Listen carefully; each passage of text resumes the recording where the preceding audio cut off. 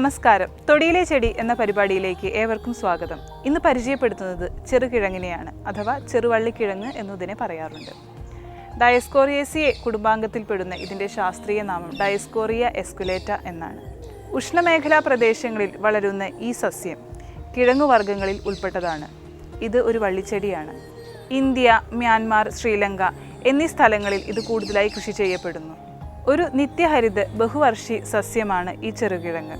ധാരാളം മഴയും ചൂടുമുള്ള പ്രദേശങ്ങളിൽ ഇത് വളരാറുണ്ട്.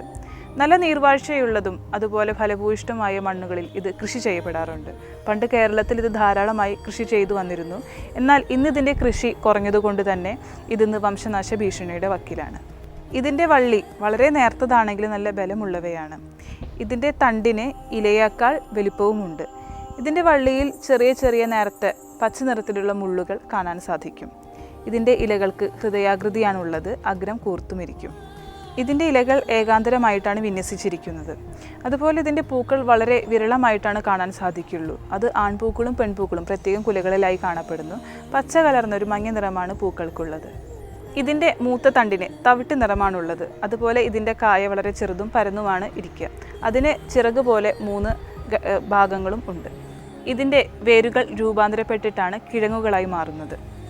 മഞ്ഞുകാലത്താണ് ഇതിൻ്റെ വിളയെടുപ്പ് കാലം. 7 മുതൽ 10 മാസങ്ങൾ കൊണ്ടാണ് ഈ കിഴങ്ങ് വലുതായി വരുന്നത്. തവിട്ട് നിറവും ചെറിയ ചെറിയ രോമങ്ങളുമുള്ള ഈ കിഴങ്ങിൻ്റെ ഉൾഭാഗം വഴുവഴുപ്പുള്ള വെള്ള നിറത്തോടു കൂടിയതാണ്, അതായത് ഇതിൻ്റെ കാമ്പ്. നീണ്ട അണ്ഡാകൃതിയിലുള്ള ഇതിൻ്റെ കിഴങ്ങുകൾ തന്നെയാണ് നടാനായി ഉപയോഗിക്കാറുള്ളത്.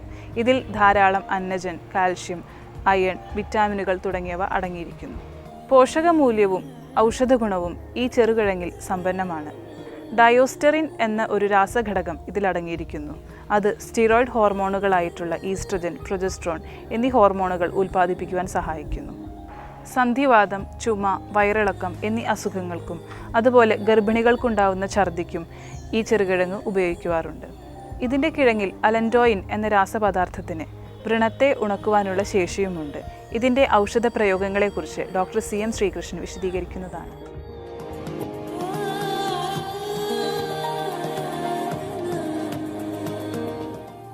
ചെറുകിഴങ്ങ് സത്യത്തിൽ ഈ ആഫ്രിക്കക്കാരുടെ ഒരു ആരോഗ്യപരമായ ഒരു ഭക്ഷണമാണ്. നല്ല ന്യൂട്രീഷ്യസ് മാത്രമല്ല, അതിൽ ഈ ആൽക്കലോയിഡുകളുണ്ട്, ഈവൻ ഈ സ്റ്റീറോയിഡ് കണ്ടൻ്റ് അടക്കം ഉണ്ടെന്നാണ് പറയാം. ഈ വേദന ശമിക്കാൻ നല്ല ഇത് നല്ല ഭക്ഷ്യയോഗ്യമായിട്ട് ഉപയോഗിക്കുന്നതുകൊണ്ട് നല്ല ശരീരത്തിന് നല്ല ആരോഗ്യം ഉണ്ടാവും, നല്ല ഹെൽത്ത് ഉണ്ടാവും. മാത്രമല്ല ഈ മൈക്രോ ന്യൂട്രീഷൻ ഉള്ള കാരണം നല്ല ഒരു പ്രഭ ഉണ്ടാകുമെന്നാണ് പറയാം. പിന്നെ ഇത് ഈ വാതരോഗത്തിൽ ഇത് വളരെ നന്നായിട്ട് കൊടുക്കാം. പിന്നെ ഈ വ്രണത്തിൽ ഇത് അരച്ച് ലേപനം ചെയ്ത് കഴിഞ്ഞാൽ വ്രണം പെട്ടെന്ന് ഉണങ്ങും. ഉണങ്ങാത്ത മുറിയിൽ ഈ പൗൾട്ടീസ് ഉണ്ടാക്കാൻ ഇത് നല്ലപോലെ ഉപയോഗിക്കാം.